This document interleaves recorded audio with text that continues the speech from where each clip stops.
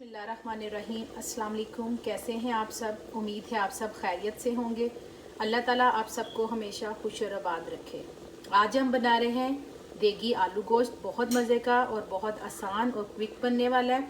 आप इसे एक बार ज़रूर ट्राई कीजिएगा, यकीन मानिए बहुत मज़े का बनता है। इसके साथ हम ब्राउन राइस बनाएंगे, जिसे तड़के वाले राइस भी कहते हैं, ब्राउन राइस भी कहते हैं। और मेरी वीडियो अच्छी लगे तो लाइक करें, ज़्यादा से ज़्यादा शेयर करें, और जो मेरे नए व्यूअर्स हैं सब्सक्राइब करना और बेल आइकन को दबाना मत भूलें।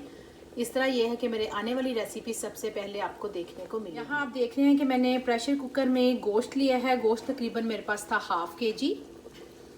उसके अंदर मैंने एक दरमियाने साइज़ की प्याज डाली है, 7 से 8 लहसुन के जवे, 1 टेबलस्पून अदरक की पेस्ट, नमक 1½ टीस्पून, लाल मिर्च का पाउडर 1 टीस्पून, कश्मीरी मिर्च जो कलर के लिए यूज़ होती है 1 टीस्पून, हल्दी 1/2 टीस्पून, धनिया पाउडर 1½ टीस्पून, ज़ीरा 1 टीस्पून।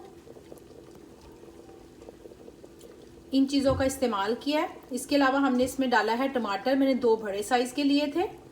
इन चीज़ों को मैंने सब में इसमें डाल दिया है। पानी डाला है 1 गिलास। अब क्या करेंगे, इसको हम बंद कर देंगे। अल्हम्दुलिल्लाह गोश्त हमारा गलने के करीब है। देखिए थोड़ा सा पानी है। अब हम इसे ऑयल डाल के फ्राई करेंगे ताकि पानी सारा खुश्क हो जाए और ऑयल निकल आए। देखिए माशाल्लाह कितना अच्छा ऑयल निकल है। अब इसमें मैं पानी ऐड कर दूंगी और दोबारा से इसे पकने के लिए रख देंगे। आप अपने हिसाब से पानी का इस्तेमाल कम या ज़्यादा कर सकते हैं।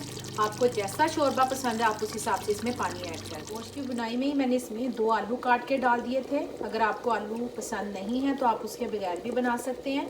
अब मैंने इसमें पानी ऐड किया 2 गिलास, साथ ही 2 से 3 सब्ज़ मिर्ची ऐड कर दी हैं और हमने 1 टीस्पून इसमें गरम मसाला ऐड किया। दोबारा से इसको पकने के लिए रख देंगे, फिर इसे डिश आउट करते हैं। बहुत ही मज़े का हमारा ये देगी आलू गोश्त का सालन तैयार है। यकीन मानिए बहुत मज़े का बना है। आप एक बार ज़रूर ट्राई कीजिएगा। इसमें मैंने क्या किया था कि थोड़ा सा सब्ज़ धनिया और 1 टेबलस्पून कसूरी मेथी भी ऐड की थी। कसूरी मेथी से इसका जो टेस्ट है वो और दोबाला हो जाता है। इंशाल्लाह फिर आऊँगी बहुत जल्द नई और आसान रेसिपी के साथ। दुआओं में याद रखिएगा। अल्लाह हाफिज़।